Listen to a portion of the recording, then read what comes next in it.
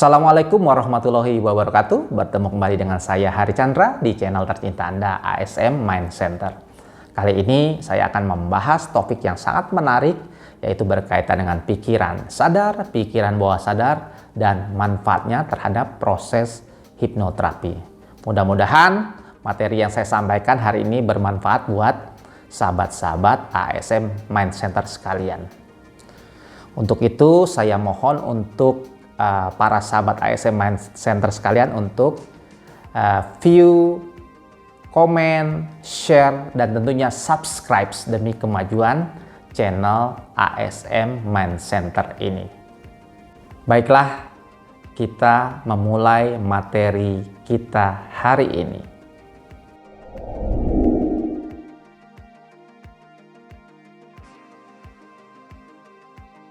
Berbicara tentang pikiran sadar dan pikiran bawah sadar, ada salah satu teori yang sangat familiar di dunia hipnosis yang disebut dengan teori gunung es. Mungkin sahabat-sahabat ASM sekalian pernah menonton film Titanic, di mana kapal pesiar Titanic hancur menabrak gunung es, sehingga menyebabkan kapal tersebut tenggelam. Nah, berbicara tentang pikiran sadar dan pikiran bawah sadar, jika kita kaitkan dengan teori ini bahwa pikiran sadar manusia itu adalah gunung es yang muncul di permukaan air lautan. Artinya, gunung es tersebut sebetulnya adalah sedikit dari bagian keseluruhan gunung es yang di bawah permukaan air laut itu yang lebih besar. Jadi kalau kita berbicara tentang gunung es yang muncul di permukaan pelautan itu, kita berbicara dengan pikiran sadar. Dan jika dibandingkan antara pikiran sadar dan pikiran bawah sadar yang diperumpamakan sebagai gunung es yang di bawahnya yang lebih besar, perbandingan mereka adalah 12% pikiran sadar dan 88% adalah pikiran bawah sadar. Jadi kalau kita bentrokan antara pikiran sadar dan pikiran bawah sadar, kira-kira menang mana? Ya tentunya menang pikiran bawah sadar, karena dia memiliki kapasitas yang lebih besar, yaitu sebanyak 88%. Berkaitan dengan pikiran bawah sadar, sebetulnya apa sih pikiran bawah sadar? Pikiran bawah sadar adalah proses mental yang bisa kita kendalikan secara sengaja. Jadi, pikiran sadar adalah bisa kita kendalikan secara sengaja. Apa hal yang berkaitan dengan hal tersebut? Ketika kita mengidentifikasi suatu masalah.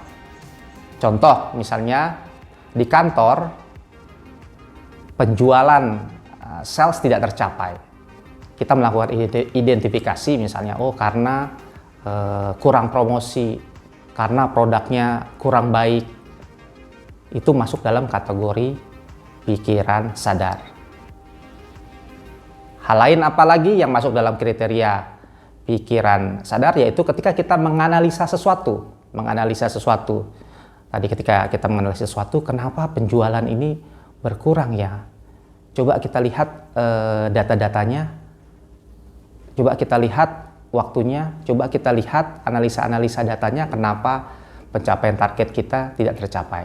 Nah, ketika kita menganalisa, itu melibatkan pikiran sadar kita. Kemudian apalagi ketika membandingkan sesuatu hal, termasuk dalam hal-hal pikiran sadar kita. Misalnya kita ingin membeli mobil gitu ya. Ada warna hitam, ada warna merah. Kita membandingkan kira-kira lebih cocok yang mana, lebih menguntungkan bagi kita yang mana. Oh, warna merah lebih cerah, atau warna hitam lebih bagus, lebih maco, dan jualnya lebih gampang.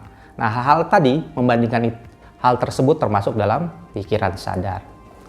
Hal lain apalagi? Mengurutkan priority. Jadi mengurutkan termasuk dalam salah satu pikiran sadar kita karena mampu kita kontrol. Misalnya tadi kita ingin membeli mobil tadi, kita urutkan yang mana yang warna yang kita paling sukai, misalnya hitam. Oh ternyata hitamnya tidak ada, ya sudah, kalau tidak ada hitam, merah gitu. Ternyata merahnya tidak ada, ya sudah kita ambil warna silver dan warna lainnya. Jadi mengurutkan, mengidentifikasi, menganalisa, membandingkan, mengambil keputusan, hal-hal tersebut termasuk dalam kerja pikiran sadar kita. Selain itu, kalau kita berbicara tentang pikiran bawah sadar, sebetulnya definisi pikiran bawah sadar apa sih? Bahwa kalau kita berbicara tentang pikiran bawah sadar adalah suatu proses mental yang berfungsi secara otomatis sehingga Anda tidak menyadarinya dan sulit untuk dikendalikan secara sengaja. Yaitu berkaitan dengan pikiran bawah sadar adalah bersifat otomatis dan sulit untuk kita kendalikan. Apa saja hal-hal yang termasuk dalam pikiran bawah sadar? 1. Kebiasaan termasuk dalam pikiran bawah sadar kita. Misalnya kebiasaan kita pagi hari bangun tidur, kemudian sarapan kita minum kopi. Kalau tidak minum kopi, kita tidak merasa nyaman. Atau kalau tidak minum kopi, kita menjadi ngantuk. Nah, kebiasaan-kebiasaan itu termasuk dalam pikiran bawah sadar kita. Kemudian apalagi emosi. Jadi emosi itu termasuk dalam pikiran bawah sadar kita, sulit kita kendalikan. Misalnya dalam suatu saat mobil kita berselempetan dengan mobil orang lain. Kemudian tentunya ketika berselempetan, apa yang muncul dalam perasaan kita? Tentu kita emosi, bisa marah-marah, atau bisa memaki-maki atau apapun. Jadi itu tiba-tiba muncul, sulit dikendalikan. Emosi tadi termasuk pikiran bawah sadar kita. Atau ketika kita tiba-tiba sedih, kita nangis, itu termasuk dalam emosi. Contoh dari pikiran bawah sadar kita. Kemudian apalagi hal yang termasuk dalam pikiran bawah sadar, memori jangka panjang. Apa memori jangka panjang? Ya mungkin adalah kenangan-kenangan kita masa lalu, pengetahuan-pengetahuan kita sebelumnya. Hal itu termasuk dalam memori jangka panjang yang selalu kita ingat, yang bisa kita ingat lagi. Itu masuk dalam memori jangka panjang. Kemudian apalagi contoh dari pikiran bawah sadar, yaitu kepribadian seorang. Misalnya dia ceria, kepribadiannya semangat, mudah bergaul, dan lain sebagainya. Hal itu merupakan contoh juga pikiran bawah sadar. Apalagi pikiran bawah sadar, intuisi. Tiba-tiba tanpa sadar kita bisa dapat ide-ide brilian kita. Tiba-tiba, oh hal ini kayaknya cocok nih kalau saya melakukan. Nah tadi intuisi itu seperti itu. Artinya kita tanpa menyadarinya muncul intuisi kita. Berdasarkan apa intuisi muncul? Berdasarkan pengalaman kita, berdasarkan pengetahuan kita. Kreativitas juga termasuk dalam contoh pikiran bawah sadar kita, fungsi pikiran bawah sadar kita, di mana kita misalnya ingin meng-create sesuatu, kita kira-kira memplanning sesuatu, menghayal sesuatu, bagaimana membuat sesuatu itu menjadi berhasil. Nah, kreativitas kita masuk dalam pikiran bawah sadar kita. Apalagi persepsi kita, asumsi dasar kita terhadap sesuatu. Persepsi kita terhadap sesuatu hal, misal persepsi kita terhadap suatu kebahagiaan seperti apa. Setiap orang tentunya berbeda-beda. Jadi persepsi itu juga tidak bisa dikontrol oleh kita, masuk dalam pikiran bawah sadar kita.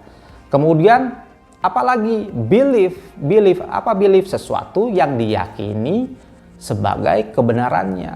Ya tentunya kalau kita berbicara belief tertinggi, ya tentunya agama termasuk dalam belief kita yang tertinggi. Ya, ketika kita sudah meyakini tentang agama kita tadi, otomatis hal itu berfungsi secara otomatis. Kita melakukan sesuatu hal secara otomatis di luar kontrol kita. Misalnya contohnya, kalau kita belief atau value tertinggi agama kita misalnya tentang puasa, contohnya ya, tentang puasa. Bagaimana dalam kondisi yang sama tapi waktu yang berbeda itu bisa menyebabkan belief kita jadi berbeda. Contoh ketika kita, maaf ya, yang untuk merokok gitu ya, ketika bulan puasa, belief tertinggi adalah agama, bisa tidak kita menahan tidak rokok dari pagi sampai berbuka? Tentunya bisa, karena itu belief kita lebih tinggi, belief dari agama kita. Tapi ketika kita tidak puasa, yang rokok lagi seperti biasa. Nah, hal-hal seperti itu otomatis belief tertinggi tadi, belief masuk dalam salah satu contoh pikiran bawah sadar kita. Kemudian apalagi yang termasuk dalam belief, yaitu nilai sesuatu. Misalnya kita nilai apa yang dianggap paling penting gitu ya. Misalnya uang termasuk dalam suatu value yang tinggi di kita. Ketika kita berkaitan dengan uang, otomatis kita sulit untuk menyadarinya. Ya tentunya ketika udah suatu nilai tentang uang, kita melakukan sesuatu, misalnya pekerjaan atau kegiatan, itu secara otomatis tanpa bisa kita kontrol. Kira-kira itu adalah berkaitan dengan pikiran sadar dan pikiran bawah sadar.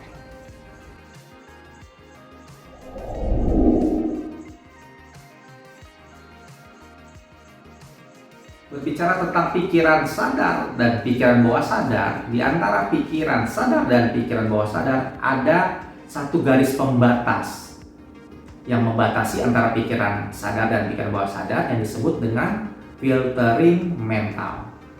Filtering mental adalah bagian dari pikiran kita yang berfungsi menganalisa dan merasionalisasi setiap informasi yang masuk ke dalam pikiran kita. Jadi ibaratnya kalau kita umpamakan di dalam suatu klaster perumahan, jadi kita umpamakan sebagai satpam, misalnya sebagai satpam. Jadi ada sesuatu tamu yang baru yang masuk, pasti akan kita tanya dulu KTP-nya mana, keperluannya apa. Nah, ketika sudah terpenuhi baru kita izinkan masuk. Jadi filter mental ini adalah yang tadi menganalisa dan merasionalisasi setiap informasi yang akan masuk. Contohnya, misalnya kita ingin merubah kebiasaan kita dalam hal seseorang yang merokok gitu ya. Jadi kita ingin memasukkan ide baru dalam pikiran kita, misalnya saya akan berhenti merokok. Nah, ketika kita ingin memasukkan kebiasaan baru tersebut, ide atau gagasan baru tersebut, filtering mental ini langsung aktif mengcounter tadi ide-ide baru, ya kan, niat-niat baru tadi. Dan dia berusaha untuk merasionalisasikan, mengcounter dari ide-ide baru ingin berhenti merokok. Nanti kamu kalau tidak merokok pusing, nanti kamu kalau tidak merokok stres, nanti kalau kamu tidak merokok kamu akan tidak kreatif lagi. Nanti ketika kamu tidak merokok nggak maco. Nah, hal-hal tersebut tadi mengkritisi dari kebiasaan-kebiasaan kita yang sudah tertanam di kita. Filter mental itu mengkritisinya. Ketika ada ide baru pasti otomatis akan dikritisi. Nah, seperti itu. Nah, bagaimana peran hipnosis atau hipnoterapi dalam hal ini? Yaitu tadi menonaktifkan dari filtering mental kita. Jadi kalau kita ingin merubah sesuatu dalam kebiasaan kita, merubah suatu persepsi kita, merubah suatu belief kita, merubah sesuatu kebiasaan-kebiasaan lama kita menjadi kebiasaan yang lebih baik, kita harus mampu menonaktifkan filtering mental kita dan menanamkan hal-hal tersebut di dalam pikiran bawah sadar kita.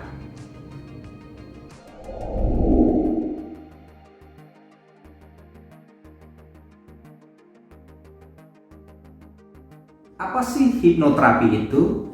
Hipnoterapi adalah suatu metode terapi dengan memanfaatkan kondisi hipnosis seseorang untuk mendorong pikiran bawah sadarnya menemukan solusi suatu permasalahan dengan memasukkan sugesti atau ide-ide tertentu. Nah, berkaitan dengan hipnoterapi ini, apa saja sih sebetulnya yang bisa dibantu dengan hipnoterapi? Yaitu semua hal yang berkaitan dengan pikiran, perasaan, dan perilaku. Jadi apa saja? Misalnya tadi kita ingin merubah kebiasaan kita bisa bantu dengan hipnoterapi, atau kita ingin berhenti merokok, mengatasi kecanduan gadget, atau kita sulit tidur, atau kita depresi, atau trauma, atau fobia. Jadi semua penyakit yang berkaitan dengan pikiran, perasaan, dan perilaku, hal tersebut bisa dibantu dengan hipnoterapi.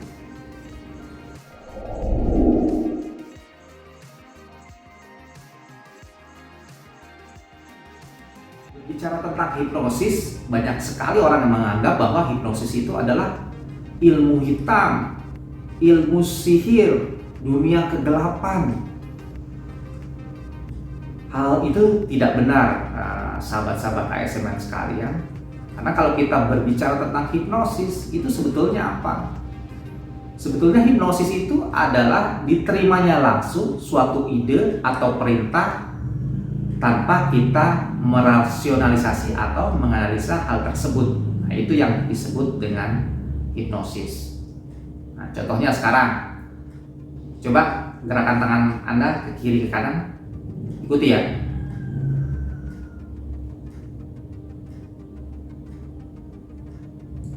Nah, untuk teman-teman ASM Mind Center yang mengikuti gerakan tersebut, Anda sudah termasuk tergolong terhipnosis oleh saya. Artinya apa? Anda mengikuti perintah saya tanpa merasionalisasikan dari perintah saya tersebut. Nah, itu adalah termasuk dalam hipnosis gitu ya. Nah, jika digunakan untuk terapi hipnoterapi, sederhananya hipnosis adalah membawa kondisi seseorang fokus atau konsentrasi penuh terhadap dirinya, namun tetap rileks, sehingga mampu meningkatkan kemampuan seseorang untuk menerima ide, saran, atau sugesti yang diberikan. Nah, hal inilah yang dilakukan oleh para hipnoterapi tadi, adalah memasukkan sugesti, ide-ide baru ke dalam pikiran bawah sadarnya agar mampu merubah suatu kebiasaan atau suatu nilai atau suatu belief. Nah, ini yang dilakukan oleh para hipnoterapis. Jadi apa? Membuat klien fokus namun tetap rileks.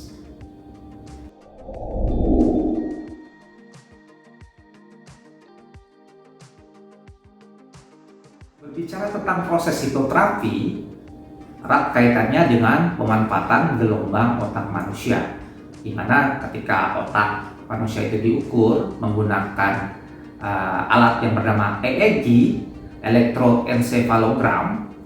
Pada dasarnya gelombang otak manusia dibagi atas 4 gelombang otak secara garis besar ya, yaitu beta, alfa, theta, dan delta.